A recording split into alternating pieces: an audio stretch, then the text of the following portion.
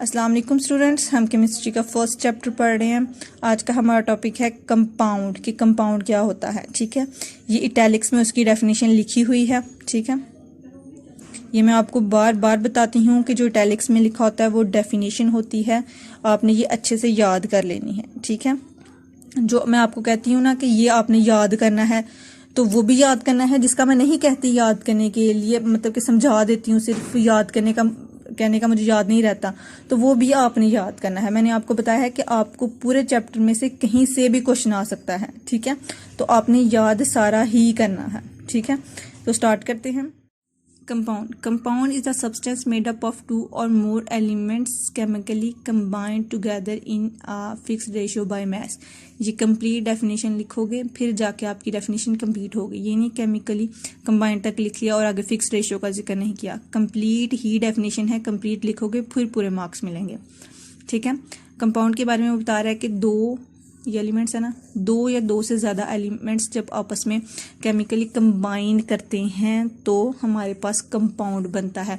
और उस कंपाउंड की शर्त ये है कि उसकी एक फिक्स्ड रेशियो रहती है। ठीक है, जैसे कि वाटर, ये वाटर का फार्मूला है, तो ये नहीं है कि पाकिस्तान में जो लोग पानी पी रहे हैं उसका फार्मूला ये है और इंडिया में जो लोग पानी पी रहे हैं उसका फार्मूला कोई और है और जो ऑस्ट्रेलिया में पानी पी रहे हैं उसका फार्मूला कोई और है। ऐसा नहीं होता, ये एलिमेंट्स होते हैं। ठीक है, एलिमेंट की एक यही पहचान है कि इसके अंदर जो एलिमेंट्स की रेशियो है वो फिक्स्ड रहती है थ्रू आउट दी वर्ल्ड। ठीक है, हम दुनिया में किसी भी हिस्से में चले जाएं, कंपाउंड की जो रेशियो है वो फिक्स्ड रहती है। यही कंपाउंड की पहचान है। ठीक है, as a result of this combinations elements lose their own properties and produce new substance that have entirely different properties. वो बता रहा है कि जब फॉर एग्जांपल ये ऑक्सीजन है, ये हाइड्रोजन है, ये वाटर है, तो जो वाटर है वो हाइड्रोजन और ऑक्सीजन से मिलके बना हुआ है। वो बता रहा है कि जब दोनों एलिमेंट्स मिलके कोई नया कंपाउंड बनाते हैं तो इन दोनों की जो पुरानी प्रॉपर्टीज होती हैं वो ख़त्म हो जाती हैं और वो जब आपस में केमिकली कंबाइन करते हैं तो उनके पास न्यू प्रॉपर्टीज आ जाती हैं।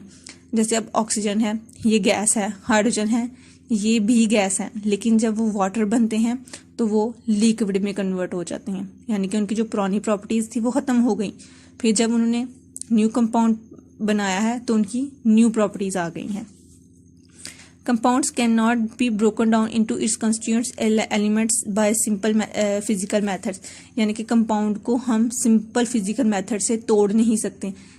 सिंपल ये नहीं है कि हम इनको तोड़ नहीं सकते, इसको हम तोड़ सकते हैं, लेकिन ये नहीं है कि हल्का सा हीट अप किया या हल्का सा हमने बॉयल किया तो ये टूट गया। ये ऐसे नहीं टूटना। ठीक है, इलेक्ट्रिसिटी हम इसको सप्लाई करेंगे तो फिर ये टूटता है, लेकिन सिंपल केमिकल मीन से ये नहीं टूटता।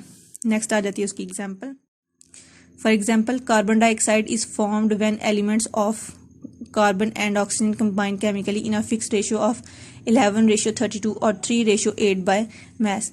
कार्बन डाइऑक्साइड कौन सी गैस है कि जो हम सांस के जरिए बाहर निकालते हैं। जब हम सांस लेते हैं तो ऑक्सीजन अंदर लेके जाते हैं और कार्बन डाइऑक्साइड बाहर निकालते हैं।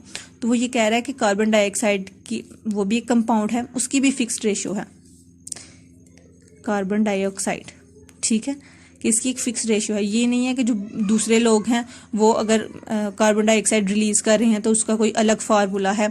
फार्मूला मैस इसका हमेशा सेम ही रहेगा। उसने लिखा हो ना फिक्स्ड रेशियो, उसकी रेशियो हमेशा फिक्स्ड रहेगी। कितनी? 11:32 और 3 बाय मास, इसकी रेशियो इतनी ही रहेगी। ठीक है, कार्बन डाइऑक्साइड कहीं भी दुनिया में कहीं भी चले जाएं तो कार्बन डाइऑक्साइड की रेशियो यही रहेगी।